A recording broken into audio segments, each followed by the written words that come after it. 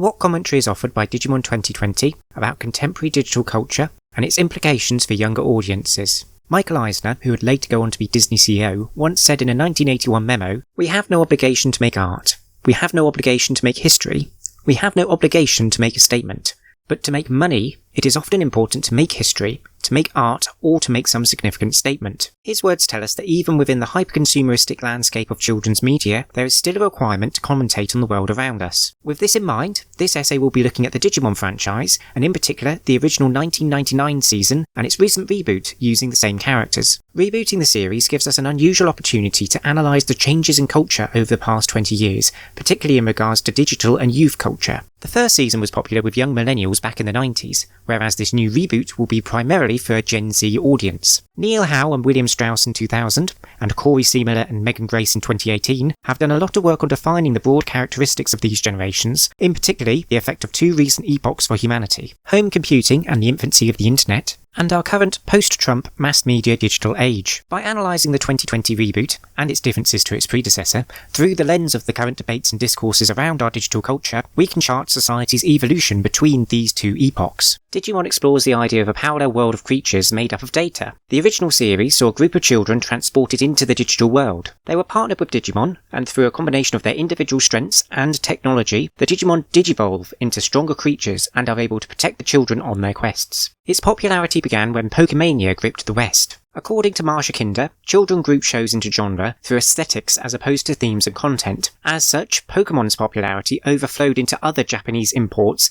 like Beyblade, Yu-Gi-Oh! And Digimon. Since then, the franchise has evolved over the years, using our real-life world of the internet as inspiration for its fictional digital world. Each technological leap forward we make as a species brings its own positives and negatives. Of the many theoretical avenues we could go down relating Digimon to the digital debate, I will mostly be focusing on the concept of untethering and liquidation of modern life, and how this increases the amount of information and stress we have to deal with. According to Redmond, technology and its continued integration into our everyday lives leaves us untethered to the physicality of the world and allows us to move within society at increasing velocity. In 1999, the internet was still tethered to wired boxes in specific places, and as such you are either online or offline at any one given moment. Smartphones, 4G and other portable hardware untethers us from specific places, allowing the liquid flow between online and offline, blurring the line between them. This year in particular has shown the usefulness of this untethering, with many people no longer needing to even leave the house to go to work or attend education. This leads to what Langdon Winner describes as the paradox of life space,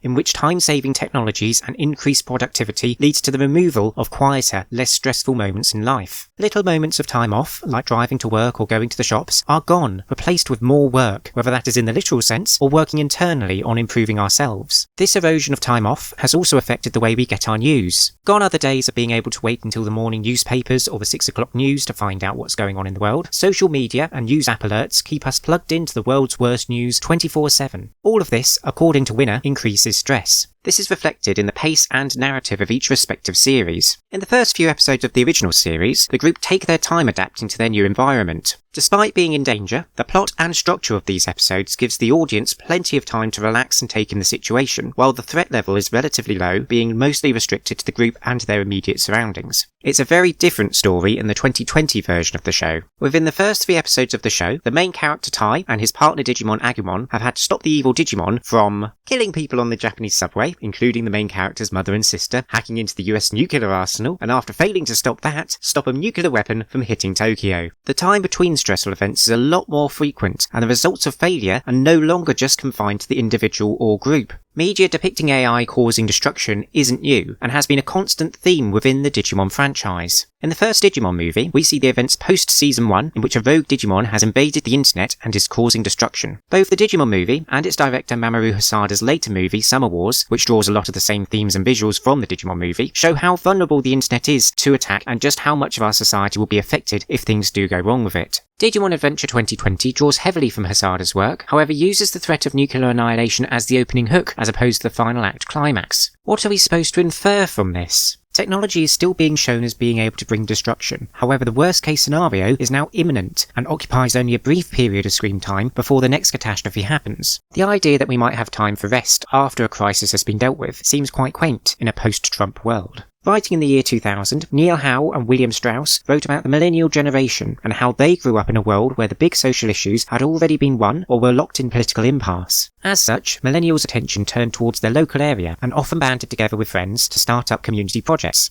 This shift from big ideological debates to small quantifiable acts of good was widespread and reinforced through schools, awards, and campaigns like Children in Need, Comic Relief, and the Shoebox Appeal. Although this was written before the effects of 9/11 and the 2008 financial crisis, it is a good look into how millennial culture was viewed at the time. Alongside their own personal quest to get home, the kids in the original series found many good causes to get involved with. It was the group finding the cause instead of the individuals finding the cause first, then forming a group around it. The group's identities were already formed before entering the digital world, and the series showed them adapting to their new environment, much like how Corey Seemiller and Megan Grace describe millennials having to adapt their real-life world to the evolving landscape of the internet, whereas Gen Z doesn't need to adapt, as they were formed within this digital world, and as such thinks online first, points supported by Rob Cover and Stephen Doak. According to Cover and Doak, Gen Z's ability to curate their online identities leads them to be far more self-confident in who they are and their own abilities. If they feel they are lacking in certain skills or struggle understanding something, they can easily find and use information online to upgrade their talents. This leads to a generation who are confident individuals first, who can then add their skills to a group.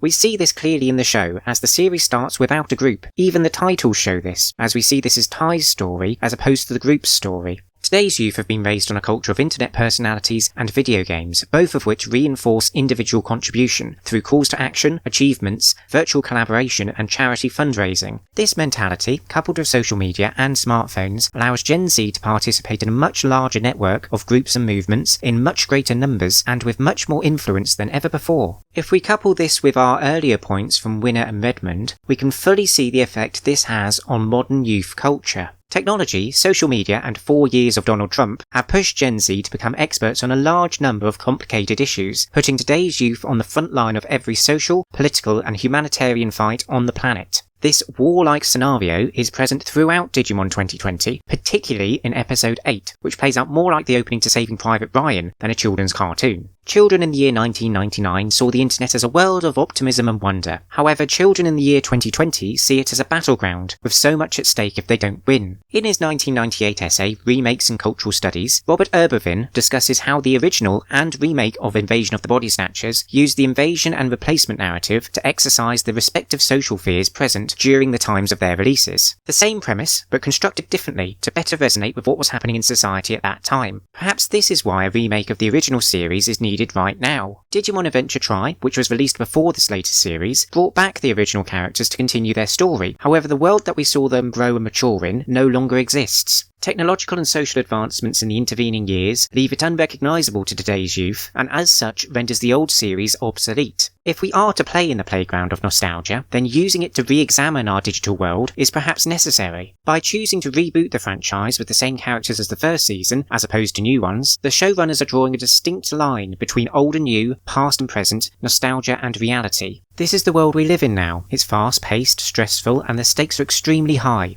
Welcome to the digital world. Look to the past as we head for the future to reclaim the digital world. With faith in ourselves and trust in each other, we live by the